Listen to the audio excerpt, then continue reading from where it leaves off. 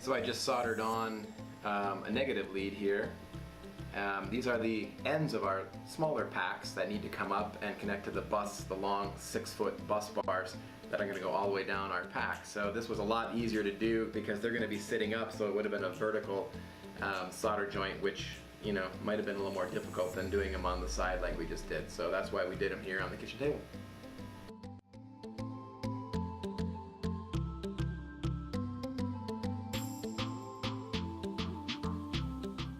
Alright, just finished soldering leads on the ends of our pack.